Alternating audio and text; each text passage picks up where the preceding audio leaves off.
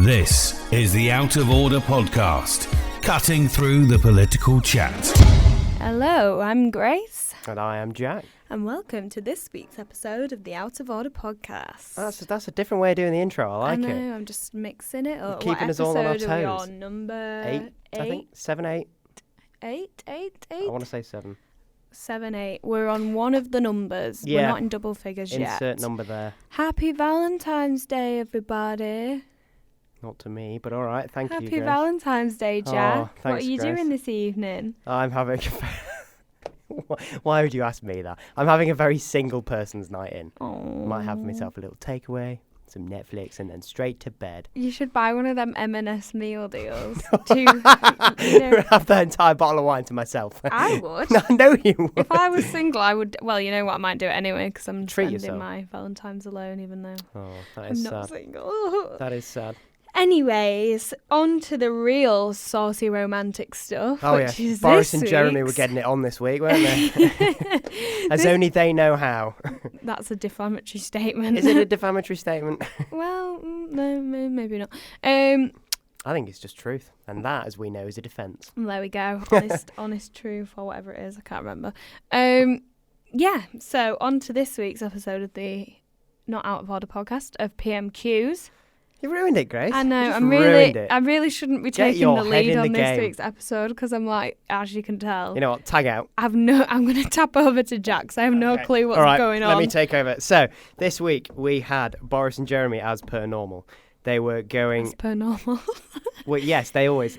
As per usual. Our very educated viewers, listeners, will know that Boris and Jeremy always start out. Yeah, Their little tiff. they do. Their lover's tiff. Why did they always start out? Do you want to... Well, Jeremy's leader of the opposition, so... Mm-hmm. Usually the leader of the opposition is the biggest party and they get to ask their questions first. But I'm going to so why do they get such a big chunk of PMQs to Well, actually talk? The leader of the opposition is meant to hold the government to account. Yeah. And as the opposition, that is pretty much... Because they're not in government, that is their only role. Mm-hmm. So...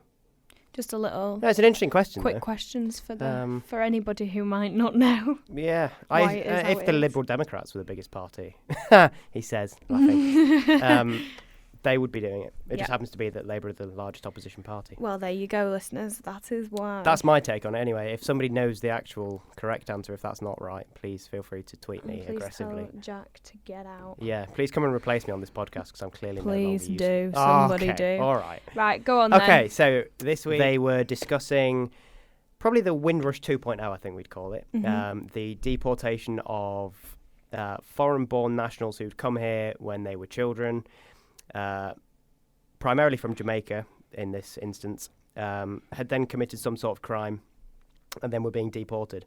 The question, I think, revolved mainly around whether it was right to deport people who, say, you'd come here to this country when you were 5 and then committed crime. Is it right to send you back to a country you've technically never known? Yeah. You might have no connections to that country. Exactly. You've Yeah. probably never known even living there. You probably don't have any memories of that place. Mm-hmm.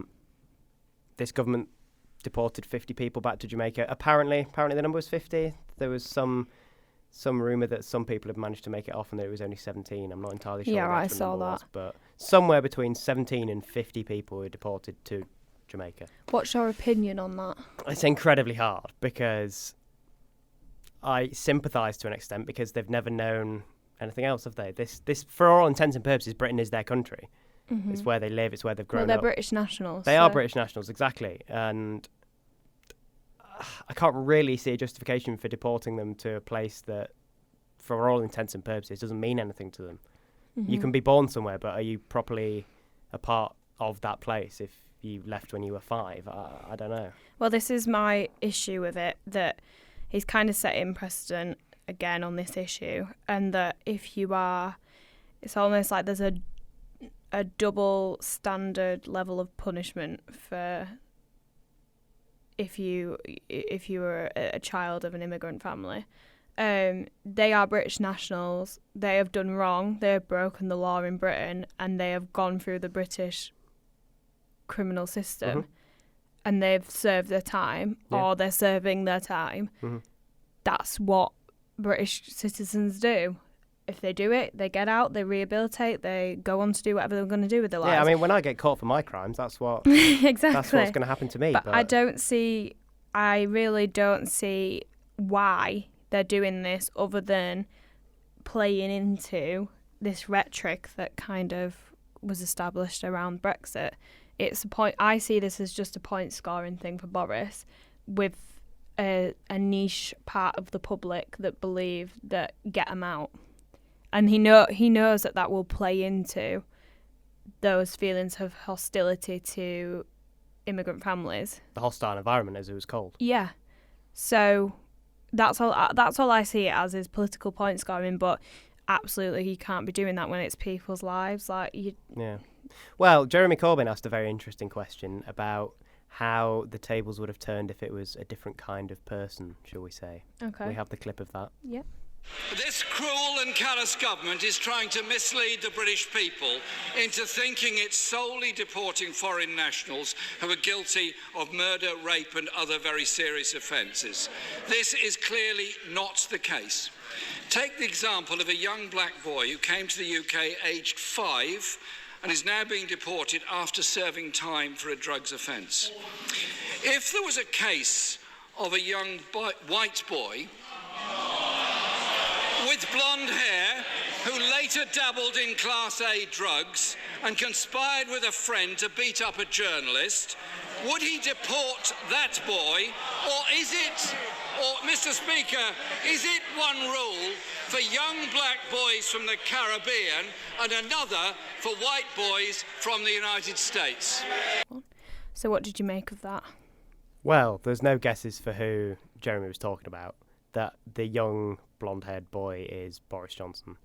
There is evidence that he, did everything Jeremy accused him of. He's known to have drugs, not convictions, but we know he's dabbled. He's had a dabble of the drug. He conspired with a friend allegedly to beat up a journalist, yeah. Would Boris deport Boris? I highly doubt it. Is it just about race? We're never going to know, are we? Because we don't know how Boris Johnson and the cabinet think. I don't want to say anything that's going to get anybody in trouble, but I can certainly understand how it looks that way. Let's put it like that. I just think I just feel a bit weird about this. It's just it's uncomfortable, isn't it? It's just a depressing way to look at the next, I don't know, say 5 years of the way that this country's going to go. This is what the Prime Minister's doing, fresh into government. This is what he's laying down. But it is a matter of months, isn't it? Yeah, this is 2 months in. This is, it's setting precedent, as I've said. This is the way his government is going to work. They're not going to take no shit, effectively. Yeah, but are we ever going to see white people deported?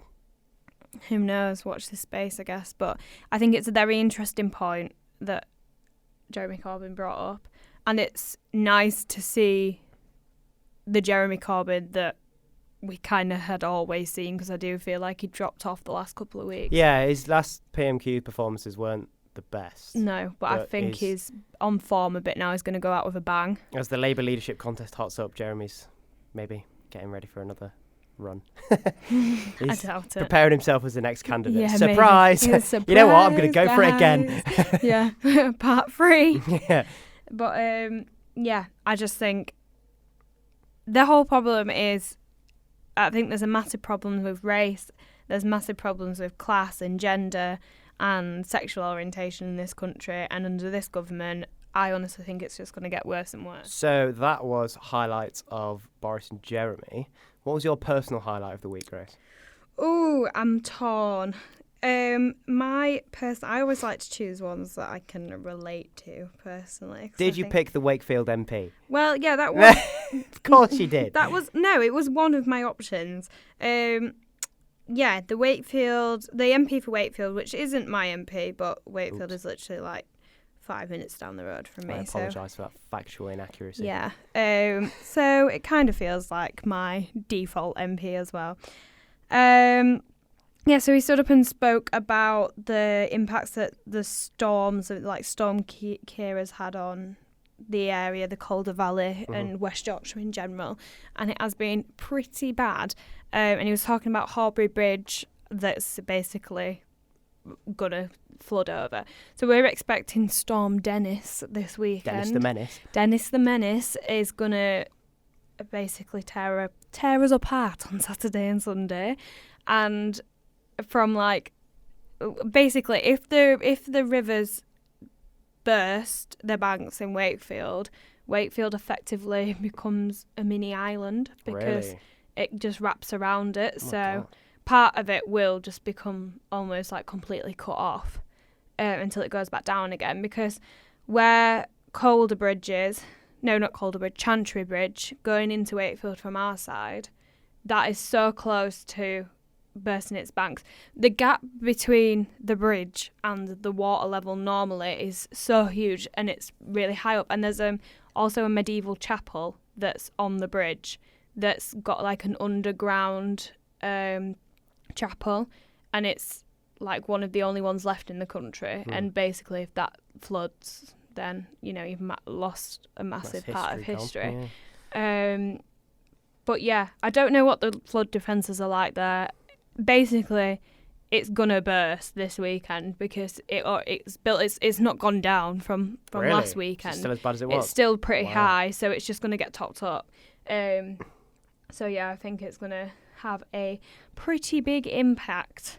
So yeah, that was one of my highlights. Just the fact that Wakefield got a shout out and that he asked, I like that. the Prime Minister to come and walk around Wakefield and experience it and tread where the emergency services have trodden. I don't know. Trotters. One of the above. One of the above words. Do you reckon that's going to happen? Are you going to see Boris in Wakey anytime soon? Well, Boris did come to Wakey on his campaign trail. When he needed an election victory. Yes, and Is he going to come now it's flooded? The iconic thing is that he's got all the police lined up behind him. Oh, yeah. Um, I remember that. Yeah, in Wakefield. I mean, I don't think he'd go down too well, even though he's got quite a lot of support. Was that when that policewoman fainted?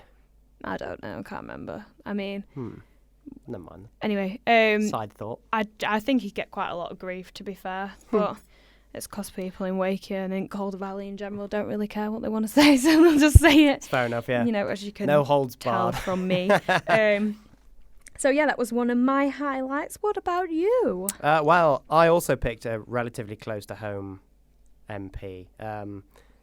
Not probably as close as you, but Martin Vickers is the MP for Cleethorpes. And I went one better than you, and I recorded... Close to home MP? What? How is he close to home? Well, Cleethorpes isn't a million miles away from where I live, where my parents live anyway. How far away is it? Where do your parents live? Well, my mum lives near Skegness. I did not know that. Yeah? Skeg Vegas? Yeah. I Shout out. love Skeggy.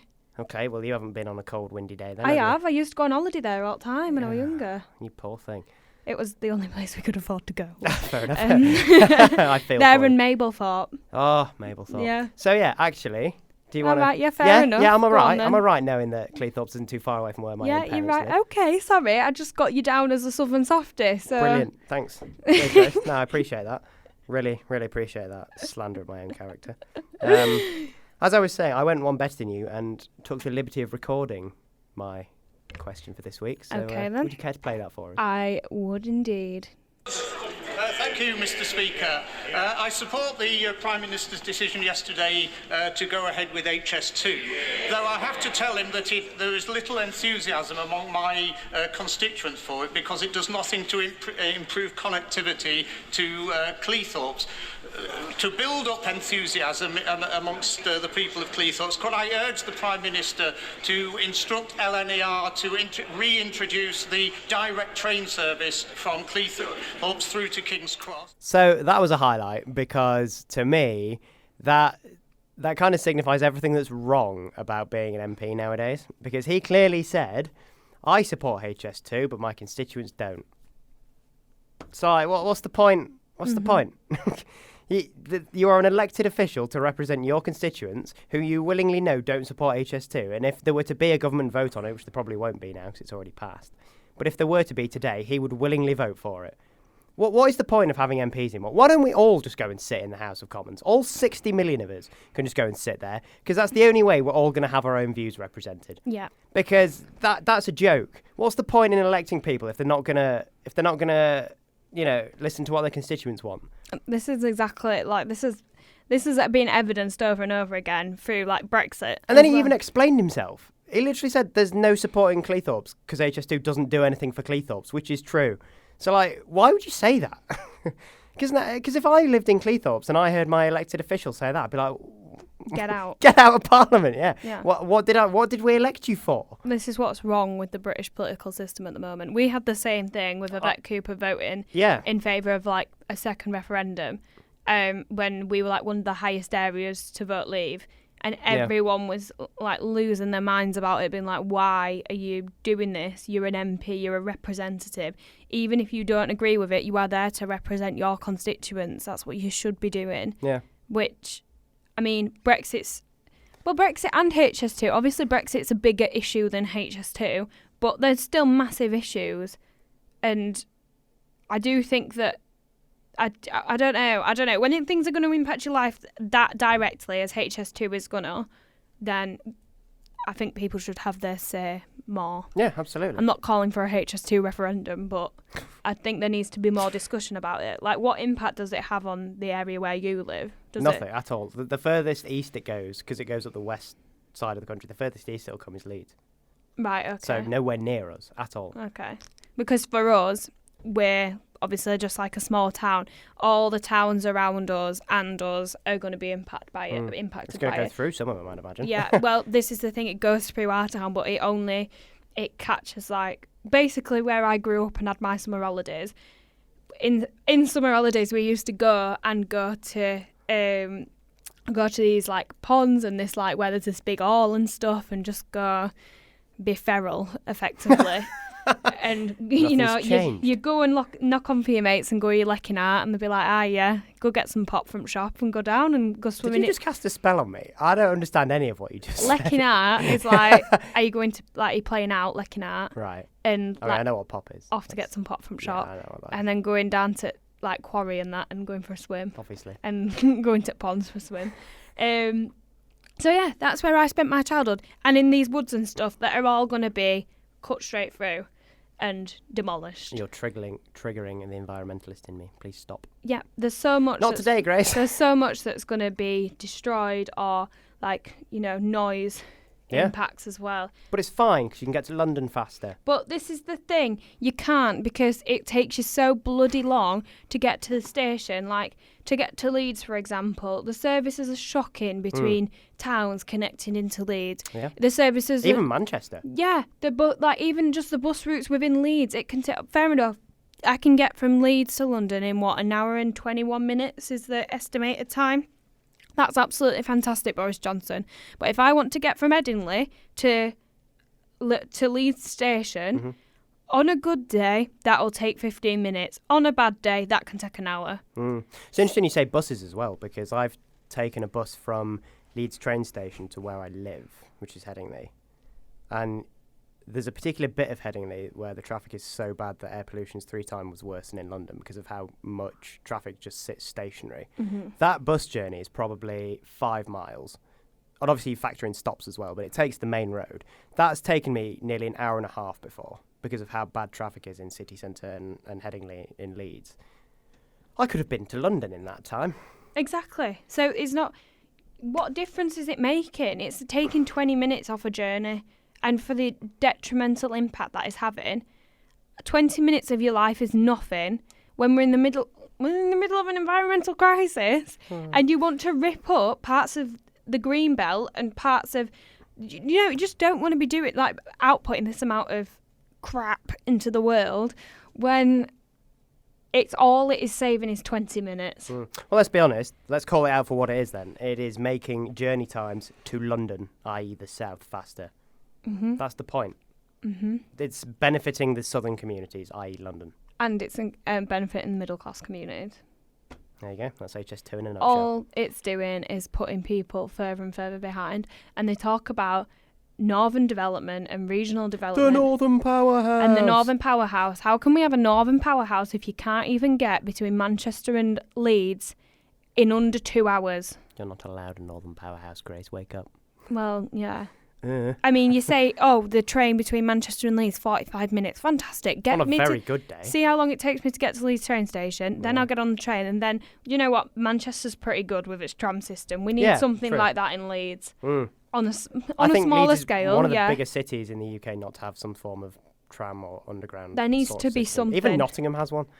There needs to be something because it's just a joke. Apologies to people in Nottingham. I don't mean to offend you. Even Nottingham has one. But this is the thing. It's just driving me mad how much stuff I see on Twitter that's talking about people. Like, it's people just ranting about how the North needs HS2. The North doesn't need HS2. The North needs HS1, i.e. regional transport that's decent to start with. They need investment. I can't see how they can justify the amount of money that is going into this when other parts of the economy and just the state in general are in such disarray. How can you genuinely sit there with a straight face, Boris Johnson, and just pass this through? And the real tragedy, I think, is that we don't know how much it's going to cost yet. Not a single bit of track for HS2 has been laid yet. It probably won't even get finished. There's a rumour, the current, I think, analysis said it could go to 106 billion. That's just ridiculous. I genuinely think it is going to go ahead, obviously. It is now, yeah. And when it does, and when they start building, Extinction Rebellion, let me know what your plans are, because I reckon that the people are going to be like laying on the tracks and easily. Like it's good. I think it could be the next big thing. I'm fairly confident you will see environmentalists, probably Extinction Rebellion as well, chaining themselves to trees. Yeah, they're going to be cut down. Mm-hmm. So good luck dealing with that one, government. I believe you had one more highlight, Grace. Yes, my highlight was from the Labour MP for Feltham and Heston, and she was talking about Sure Start centres that were established by Tony Blair's government, New Labour, and closed down by the coalition. And she was basically asking the Prime Minister what they would do to fill that void that now exists with these centres not existing anymore.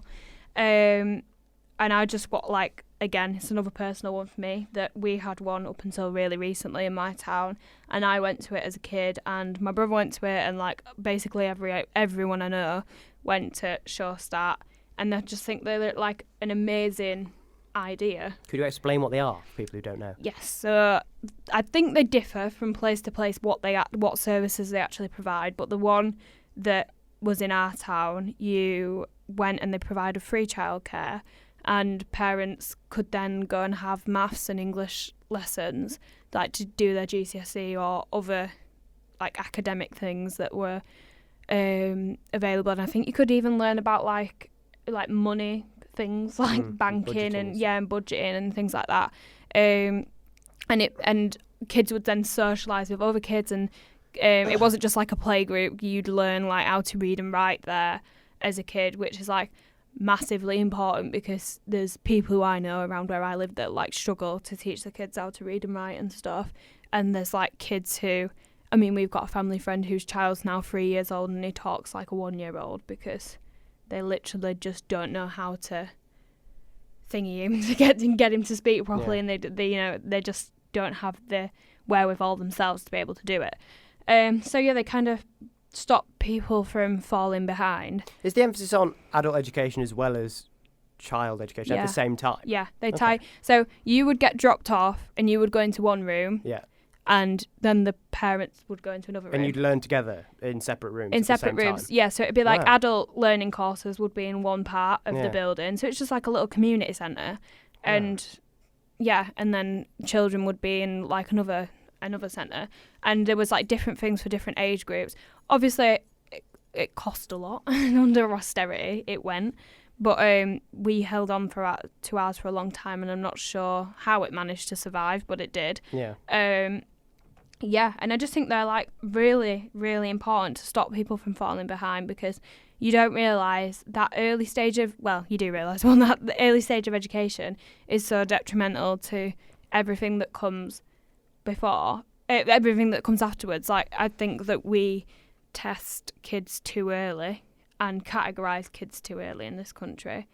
And, like, for me, I wasn't intelligent and still aren't intelligent, but, like, wasn't academically gifted and was basically categorised, you know, when you did your SATs, put into lower sets. Then at high school, it doesn't give you time to then thrive in any way because you've already been put into the lower set, and then it just continues to get worse and worse. So it was pot luck that I ended up, for some reason, learning how to be academic at college to end up here. But if you don't learn these things and don't learn the importance of education really young, then you just you're set for failure, effectively.